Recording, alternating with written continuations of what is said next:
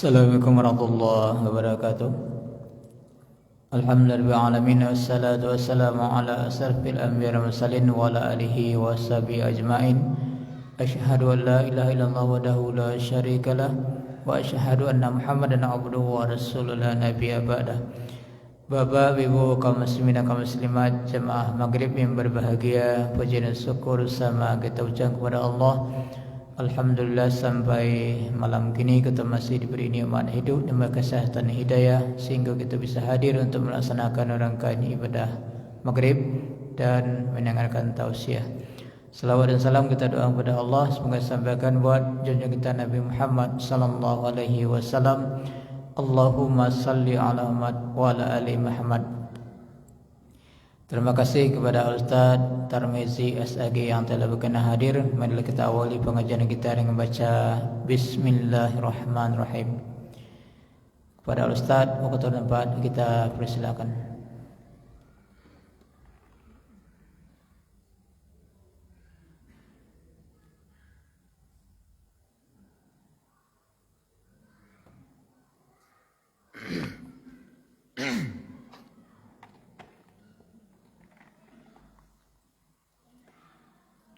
Bismillahirrahmanirrahim. Assalamualaikum warahmatullahi wabarakatuh. Alhamdulillahilladzi arsala rasulahu bil huda wa dinil haqq liyuzhirahu 'alad dini kulli wa kafaa billahi shahida. أشهد أن لا إله إلا الله وحده لا شريك له وأشهد أن محمدا عبده ورسوله صلى الله عليه وسلم لا نبي بعده. قال الله تعالى في كتابه الكريم أعوذ بالله السميع العليم من الشيطان الرجيم بسم الله الرحمن الرحيم وَلَنُذِيقَنَّهُمْ مِنَ الْعَذَابِ الْأَدْنَى دُونَ الْعَذَابِ الْأَكْبَرِ لَعَلَّهُمْ يَرْجِعُونَ. قال النبي صلى الله عليه وسلم إن عذاب الدنيا أهون من عذاب الآخرة. رواه أحمد وابن حبان في شرح مسلم. Allah berfirman dalam surat As-Sajdah ayat 21. Ayat ini sudah hafal oleh kita semua ini. Yang artinya kata Allah, dan sungguh kami benar-benar akan merasakan kepada mereka sebahagian dari azab yang dekat, yaitu azab di dunia, musibah, bencana, malapetaka apapun bentuknya, dunal azabil akbar, sebelum datang nanti azab yang lebih besar, yaitu azab kubur dan azab di akhirat neraka jahannam. Tujuannya kata Allah, la'allahum yarji'un, mudah-mudahan mereka segera sadar dan segera kembali ke jalan yang benar. Rasulullah sallallahu alaihi wasallam bersabda, Inna azabad dunya ahwanun min azabil akhirah. Sesungguhnya azab di dunia ini, musibah, bencana, malapetaka sehebat apapun, ahwanun, itu jauh lebih enteng, jauh lebih ringan, jauh lebih mudah, min azabil akhirah, dibandingkan nanti dengan azab di akhirat, yaitu azab kubur dan azab neraka jahannam. Hadis riwayat Ahmad Ibnu Hibban dalam kitab Syarah Sahih Muslim. Shadaqallahul azim wa shadaqa rasuluh. Bapak, ibu-ibu, jamaah kaum muslimin dan muslimat, hadirin wal hadirat rahimakumullah. Kita bersyukur kepada Allah Subhanahu wa taala atas limpahan rahmat dan karunia-Nya jugalah pada malam hari yang mulia ini Allah masih beri kita kesempatan untuk bisa bertemu di tempat yang mulia dan indah ini, hanya semata-mata untuk memenuhi panggilannya melaksanakan sholat fardu maghrib secara berjamaah. Kemudian sambil menunggu masuk waktu Isya, kita ulang-ulang kembali kajian kita. Kita ulang-ulang kembali ayat Al-Quran dan hadis-hadis Rasulullah untuk menyadarkan kita sambil menunggu masuk waktu Isya nantinya. Kemudian kita bersolawat kepada Rasulullah dengan mengucapkan Allahumma salli ala Muhammad wa ala ali Muhammad. Bapak dan Ibu jamaah rahimakumullah. Kajian kita malam hari ini kita dasarkan kepada sepotong ayat dan sebuah hadis yang kita bacakan tadi. Bahwasanya di sini Allah mengingatkan kepada kita dalam kalimat awalnya taukid wala nudhiqannahum. Lam taukid dan non taukid tsakilah. Bahasa kitanya apa? Saya tidak main-main kata Allah. Saya tidak main-main, sungguh benar-benar kata Allah. Allah bukan lagi bersaya kepadanya, tapi kami. Itu namanya muazzim nafsahu. Dia membesarkan dirinya. Kami benar-benar akan merasakan kepada manusia itu sebahagian dari azab yang dekat, yaitu azab di dunia kata ahli tafsir. Musibah, bencana, malapetaka apapun bentuknya. Dunal adzabil akbar. Sebelum nanti datang kepadamu azab yang lebih besar lagi. Azab apa? Azab kubur, azab neraka jahanam. Tujuannya apa? La'allahum yarji'un. Mudah-mudahan mereka segera sadar dan mau kembali ke jalan yang benar. Jadi Bapak dan Ibu, dalam ayat ini Allah ingatkan kepada kita 3 lapis azab yang Allah sediakan untuk kita, yang harus kita carikan solusinya. Harus kita carikan jalan keluar supaya kita terhindar dari azab-azab ini. Apakah itu azab di dunia, azab kubur, apalagi azab akhirat. Wajib kita carikan benteng diri kita supaya terjauh dari semua azab itu. Tapi kata Rasulullah, bagaimanapun juga hebatnya azab itu, azab di dunia itu jauh lebih enteng.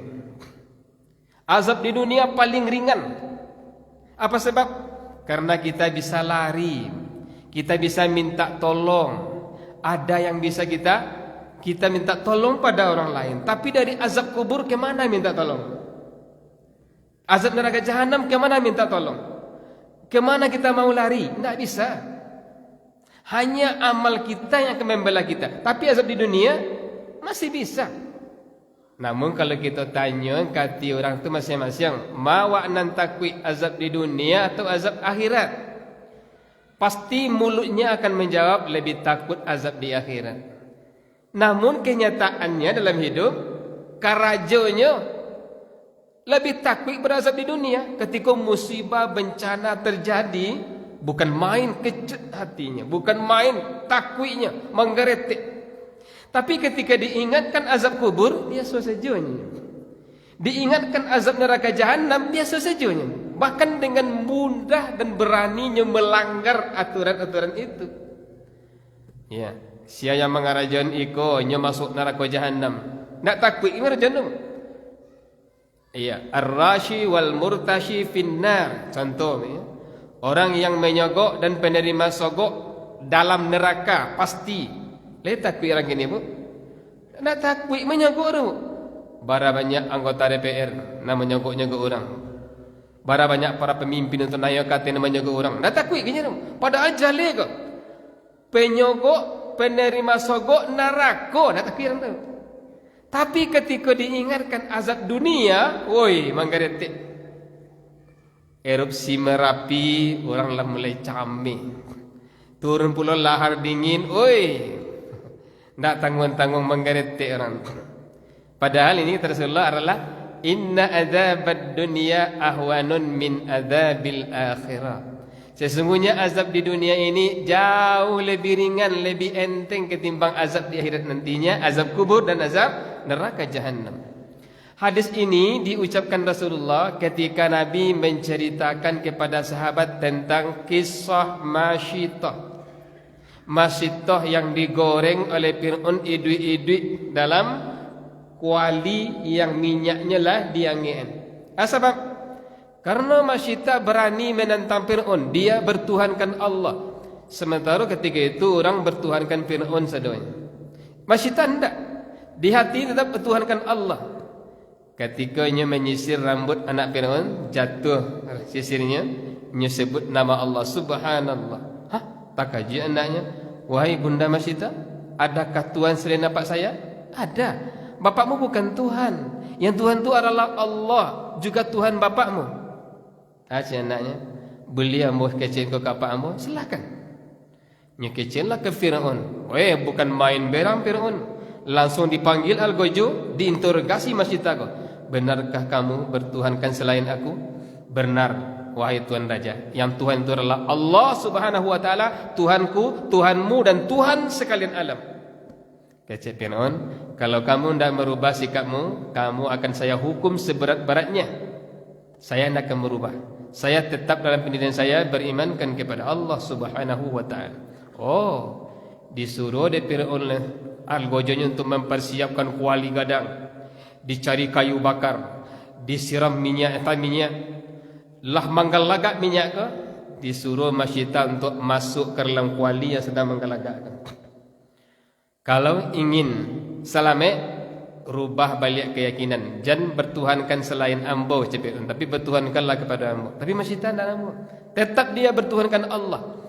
Nya sedang menggendong anak ketik, membawa anak ketik dalam gendongan ini. Tapi mencari anak ketik ragunya.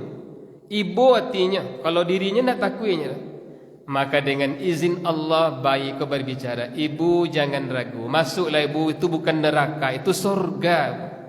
Barulah mantap hati Masyita untuk masuk ke dalam minyak yang sedang menggalagak. Dengan izin, dengan berserah diri kepada Allah Subhanahu wa taala, nya masuk ke dalam. Mendengar itu sahabat menggeritik. Begitu kuat iman Masyita. Asyhadu Rasulullah, inna adzabad dunya ahwanun min adzabil akhirah. Hai para sahabatku, sesungguhnya azab di dunia ini, musibah, bencana, malapetaka, seberat apapun, itu enteng. Itu jauh lebih ringan, jauh lebih mudah ketimbang nanti azab di akhirat, azab kubur dan azab neraka jahanam. Apa yang saya hormati? Maka dari itu, agar kita terhindar dari azab-azab ini, azab di dunia, azab kubur, azab di akhirat, ada langkah-langkah yang perlu kita perhatikan. Ada beberapa langkah yang perlu kita perhatikan. Kita uraikan satu persatu. Azab di dunia, musibah, bencana, malapetaka, itu penyebabnya dosa. Wa kullan akhadna bizambih, kata Allah. Surah Al-Ankabut ayat 40. Masing-masing mereka akan kami siksa, akan kami azab, akan kami datangkan musibah, bencana, malapetaka, disebabkan karena dosa-dosanya. Ada yang dikirimkan kepada mereka apa? Dikirimkan kepada mereka hujan batu. Ada yang dikirim, yang disiksa dengan suara petir menggeluntur, suara keras. Ada yang dibenamkan dalam bumi.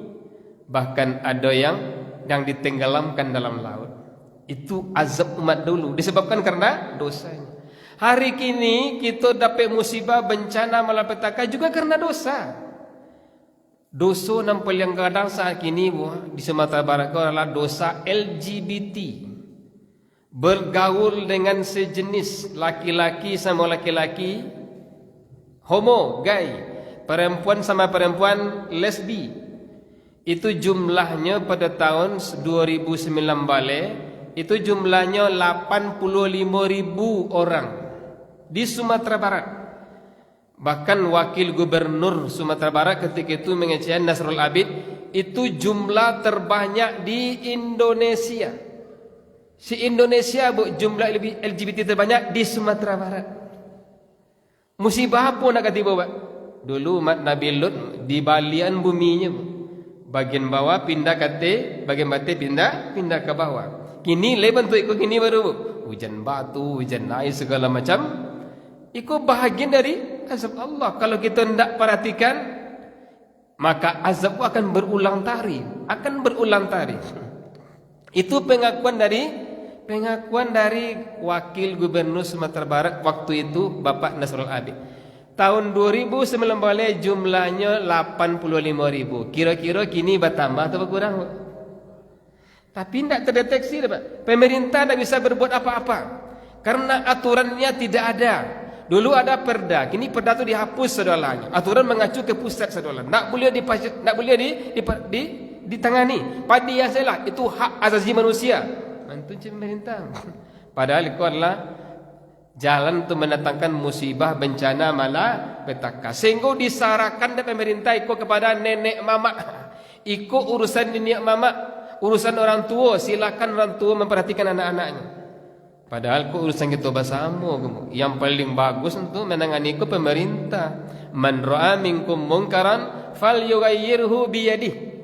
Siapa di antara kamu yang melihat kemungkaran, maka hendaklah ia mencegah dengan tangan. Kekuasaan pemerintah.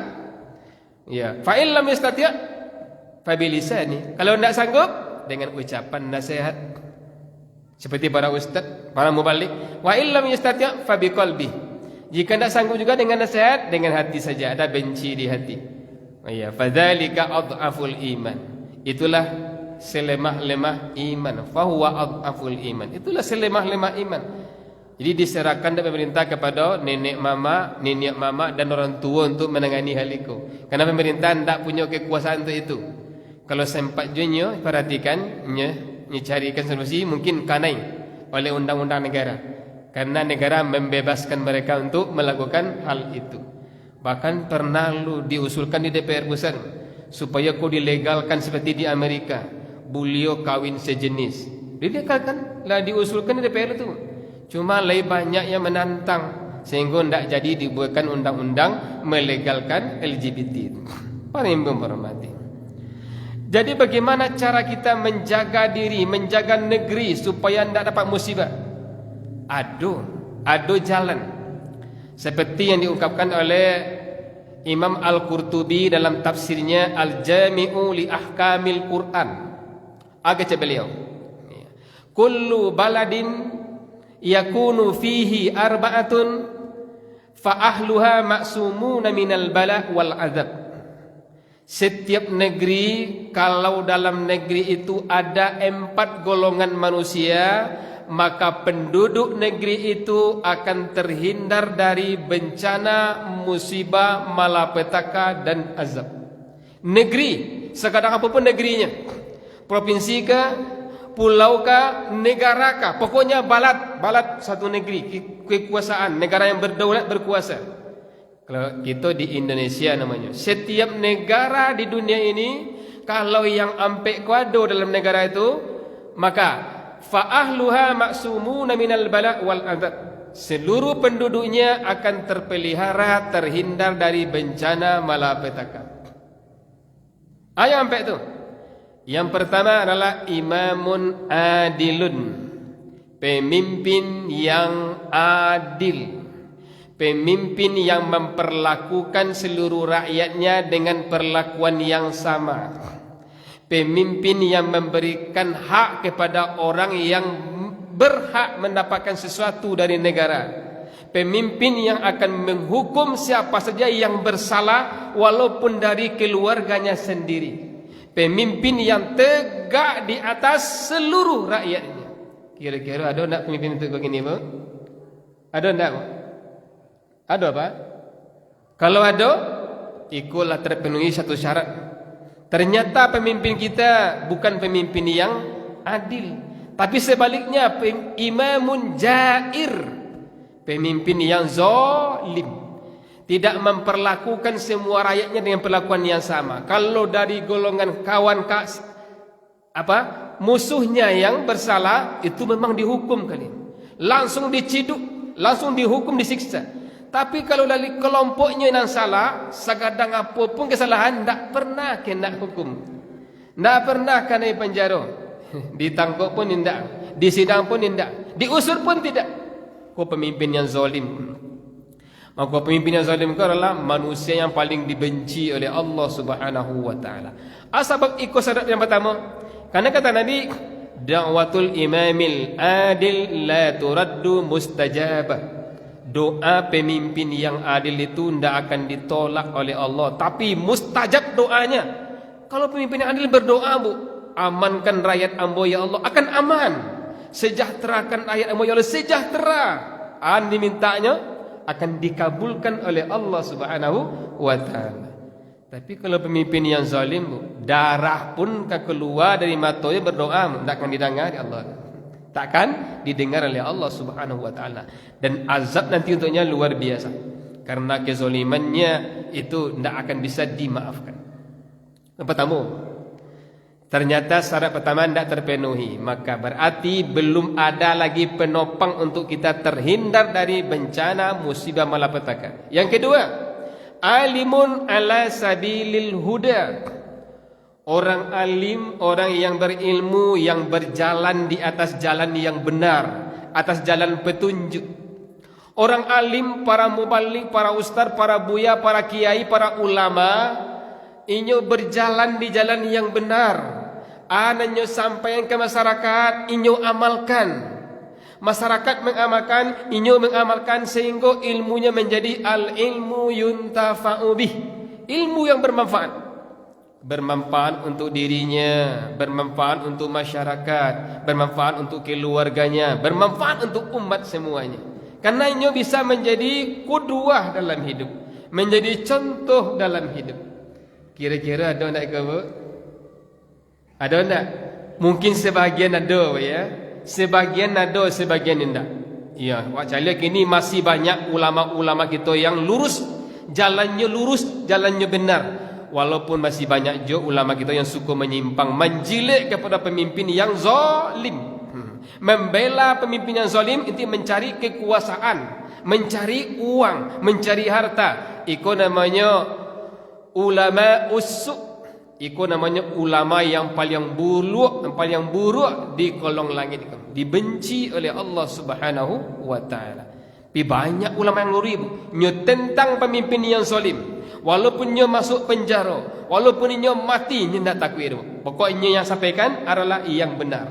Nyo kritisi para pemimpin, nyo kritik pemimpin, walaupun ditangkap di penjara, nyo tidak takut itu. Masih banyak ulama seperti itu. Berarti syarat kedua terpenuhi. Tapi syarat utamanya tidak terpenuhi. Syarat ketiga kata Al-Qurtubi adalah masyayikh ya'muruna bil ma'ruf wa yanhauna 'anil munkar wa yuharriduna 'ala talabil ilmi wal Qur'an.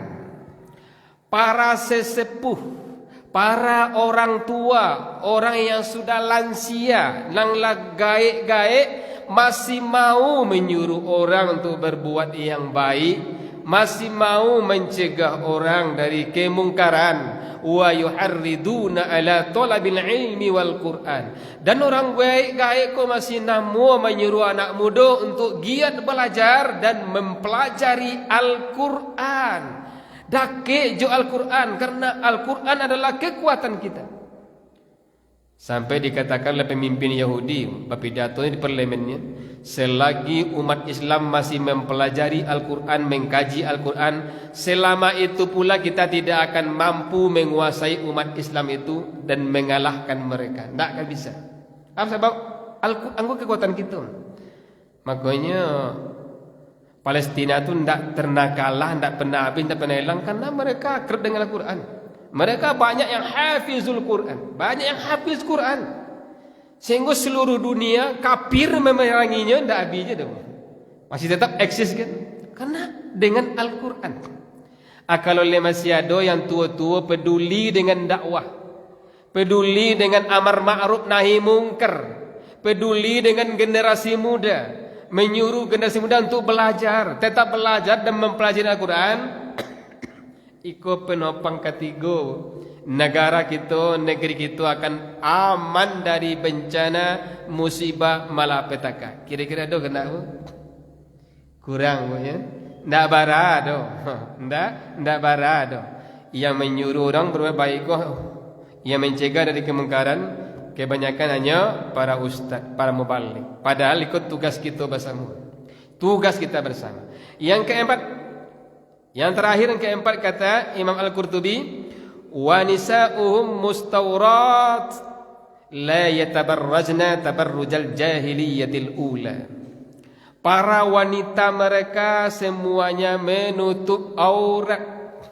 Mereka tidak mau berdandan dan bergaya seperti dandanan orang jahiliyah dulu. Ya.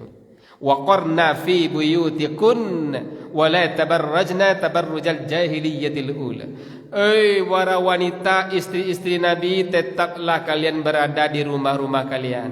Jangan kalian keluar rumah kecuali kalau ada hajat, ada kepentingan. Itu pun minta izin pada suami. Jangan kalian berdandan seperti dandanan orang jahiliyah dahulu. Tutup aurat kalian.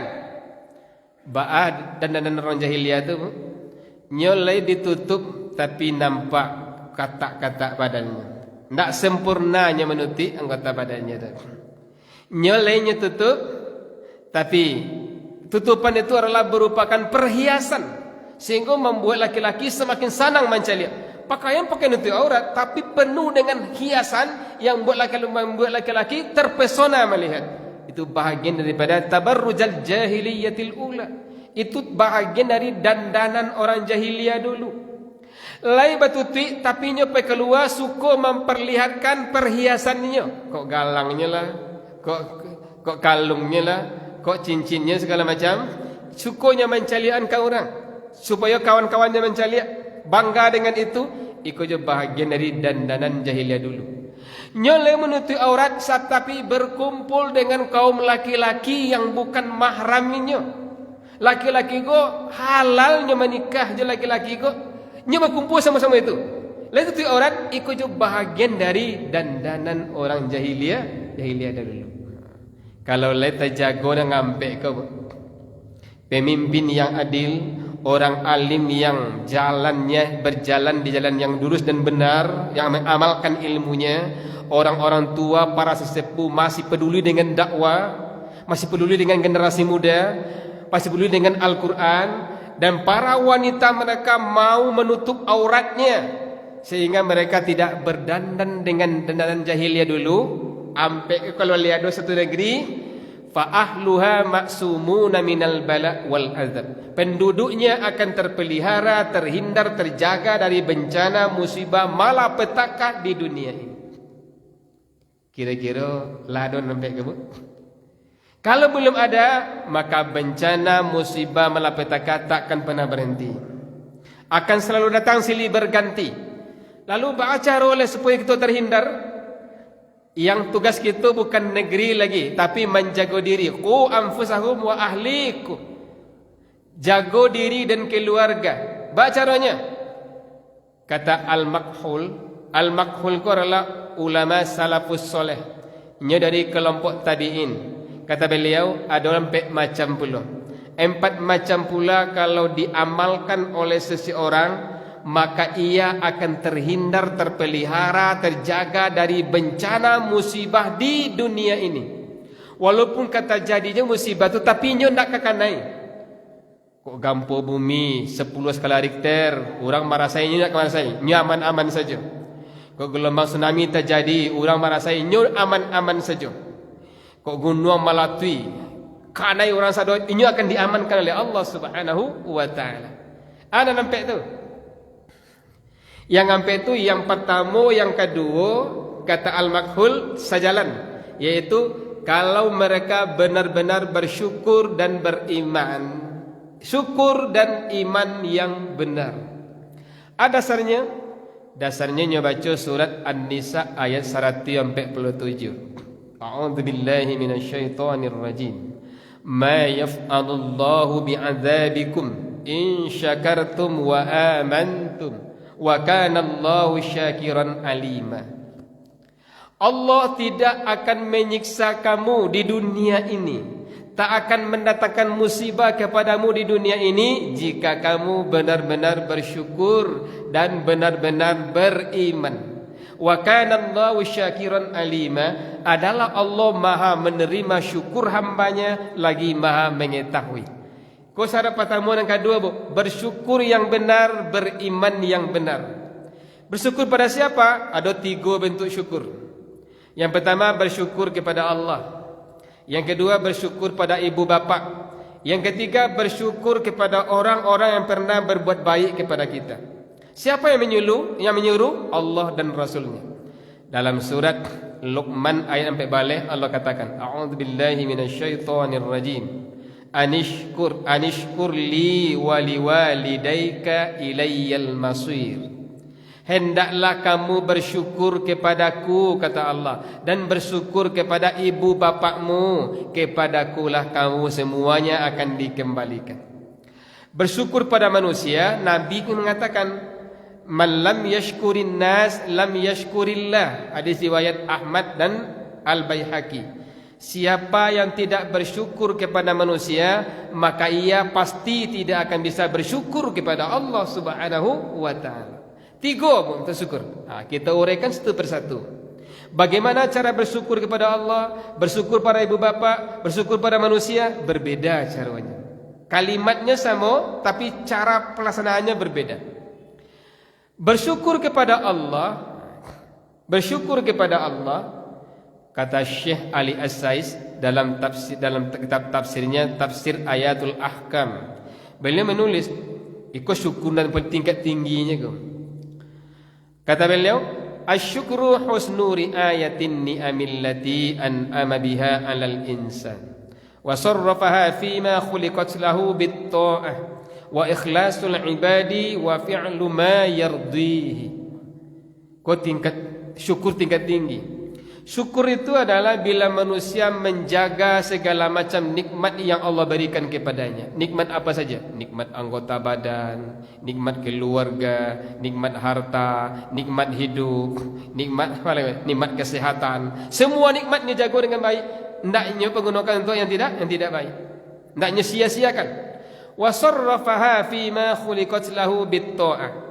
Dan ia pergunakan semua nikmat itu untuk ketaatannya kepada Allah. Dan disuruh oleh Allah itu nanya kerajaan, itu itunya kerajaan.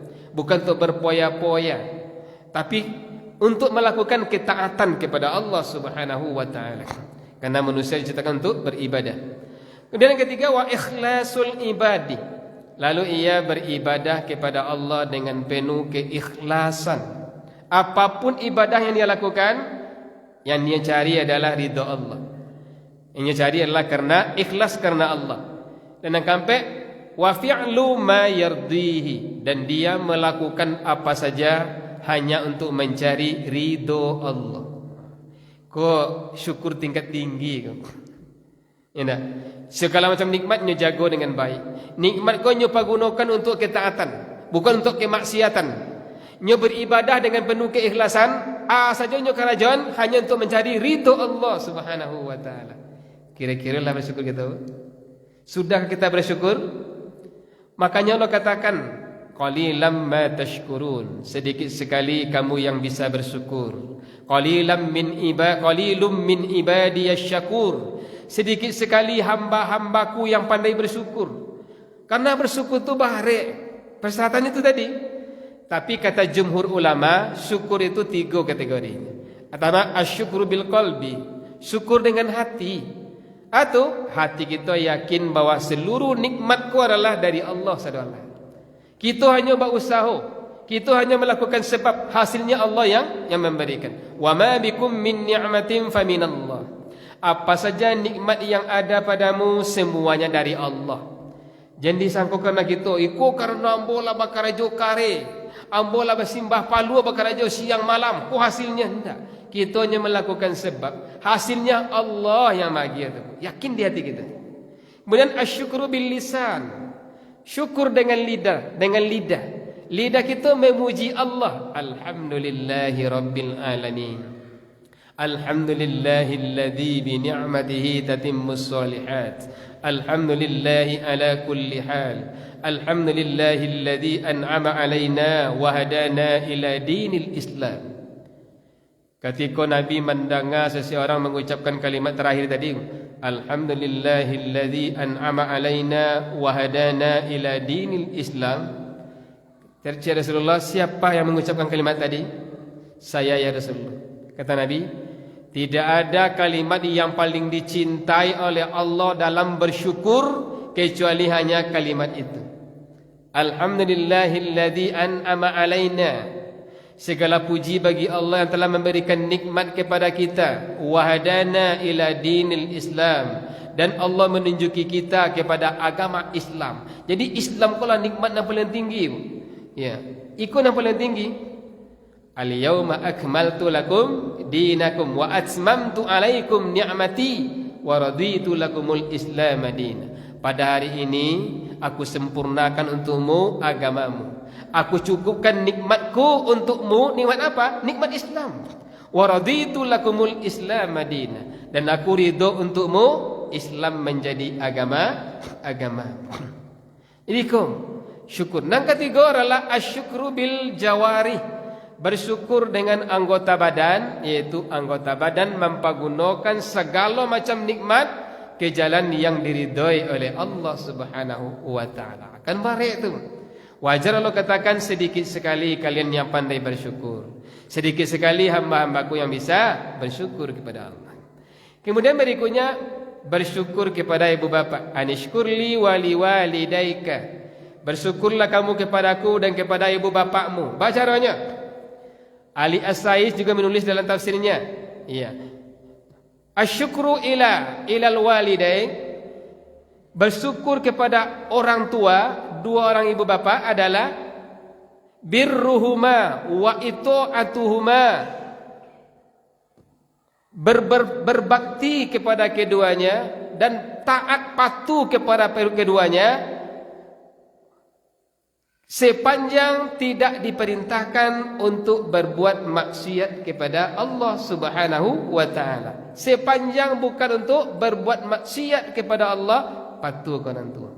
Birruhuma wa itu'atuhuma, berbakti kepada keduanya, patuh taat pada keduanya sepanjang tidak diperintah untuk berbuat maksiat kepada Allah Subhanahu wa taala. Beda bakti dengan taat.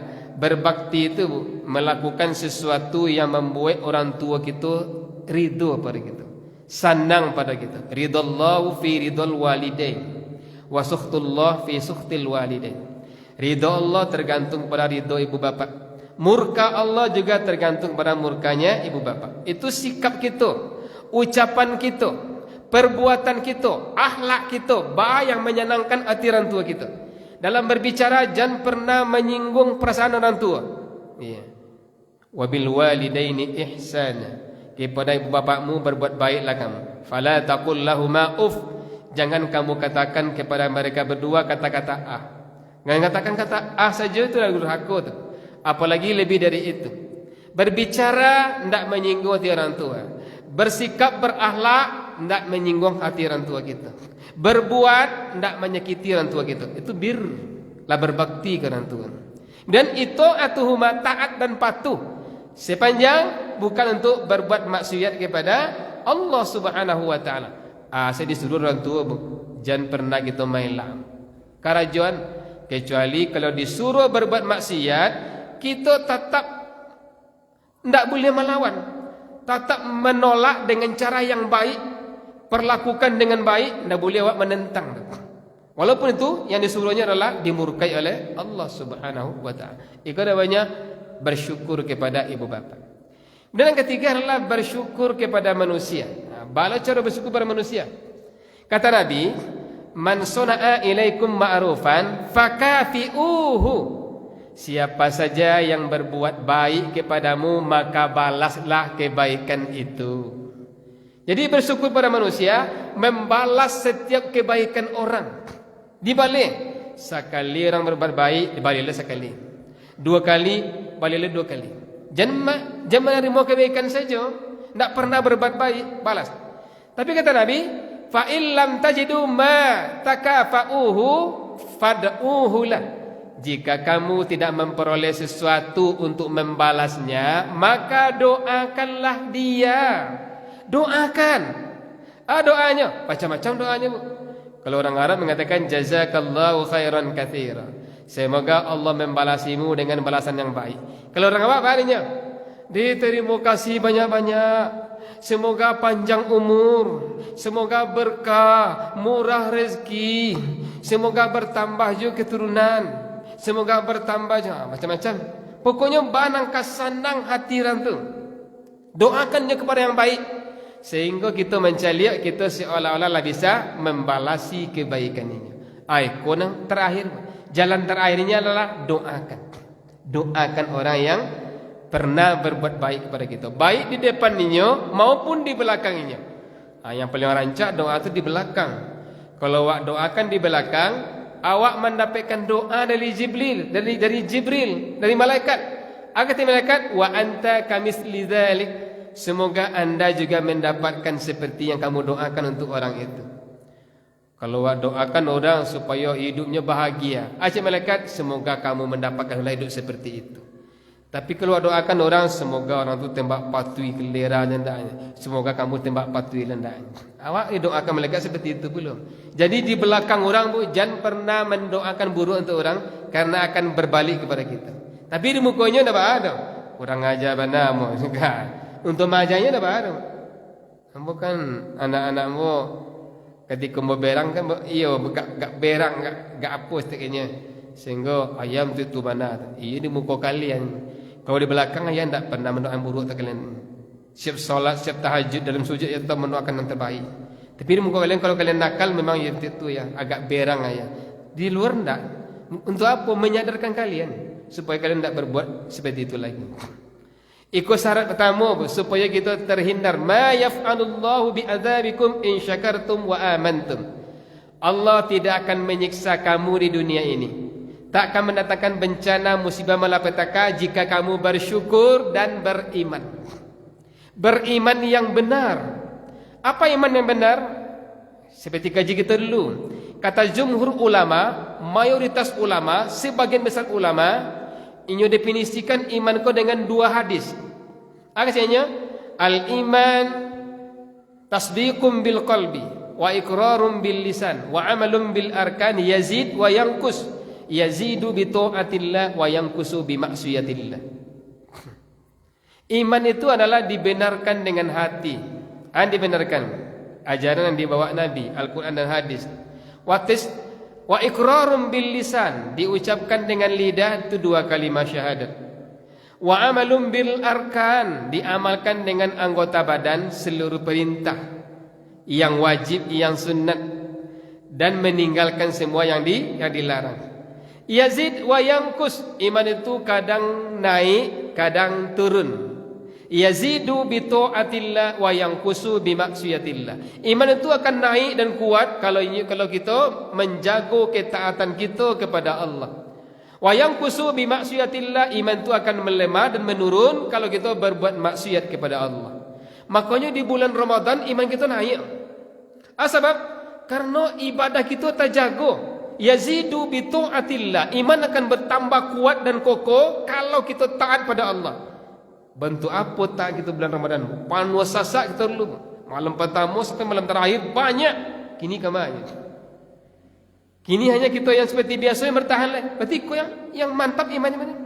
Yang lainlah lemah kembali. Makanya kata ulama salaf, bi'sal qaumu alladzina ya'rifuna Allah haqqan fi syahri Ramadan wa innas salihah yata'abbadu wa yajtahidu fi sanati kulliha.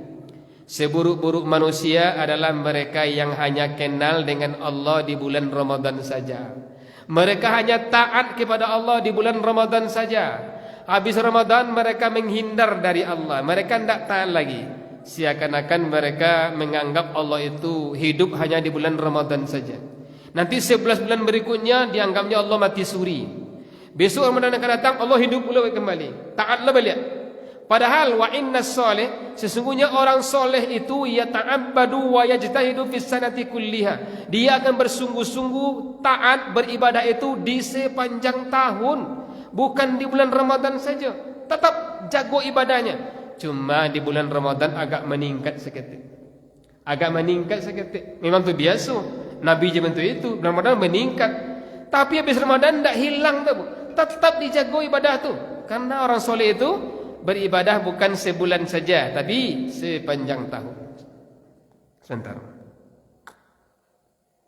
Ikut syarat pertama dan yang kedua, supaya kita terhindar dari bencana malapetaka. Syukur yang benar, iman yang benar. Yang ketiga adalah ad-du'a'u wadzikr. Perbanyak berdoa dan berzikir kepada Allah Subhanahu wa taala. Bukankah doa itu senjata kita? Ya, senjata kita. Ya, ad-du'a'u silahul mu'min. Ni'ma silahul mu'min as-sabru wad-du'a. Doa itu senjata orang beriman.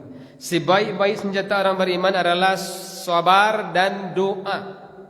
Sehingga banyak doa, Bu. Ada doa tolak bala, ya, Bu, ya. Allahumma inni a'udzubika min dar'il bala. Ya. Min jahdil bala wa darkis syaqa wa su'il qada wa syamatatil a'da. Ya Allah, aku berlindung kepadamu dari buruknya musibah, buruknya nasib, buruknya bencana, buruknya takdir, dan buruknya tersenyumnya orang-orang kafir kepada kita yang mendapat musibah. Doa tolak bala. Apalagi banyak doa yang lain lagi. Allahumma kfinihim ma syi'ta. Allahumma kfinihim ma syi'ta. Ya Allah, peliharalah aku dari gangguan siapa saja, apa yang kau kehendaki, ya Allah. Ketika Rasulullah hijrah ke Madinah, kan dikaja oleh Suraqah ingin membunuh Rasulullah, tapi setiapnya mulai menghantam Rasulullah, jatuh. Sampai-sampai barangkali berulang-ulang jatuh, sampai-sampai kedua pun jatuh. Itu bukan hanya mukjizat, tapi Jibril mengajarkan doa pada Muhammad, baca doa ini. Allahumma kfinihi ma syi'ta. Ya Allah, jagalah aku dari gangguan orang ini, apa yang kau kehendaki.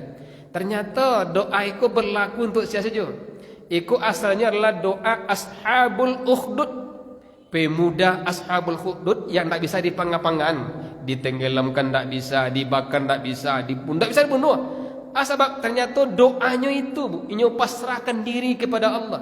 Jadi ingin terpelihara dari gangguan apa saja, baca doa itu, Bu. Allahumma kfinihim ma syi'ta. Allahumma kfinihi ma syi'ta. Ya Allah, jagalah aku, peliharalah aku dari mereka, dari bencana apa yang engkau kehendaki.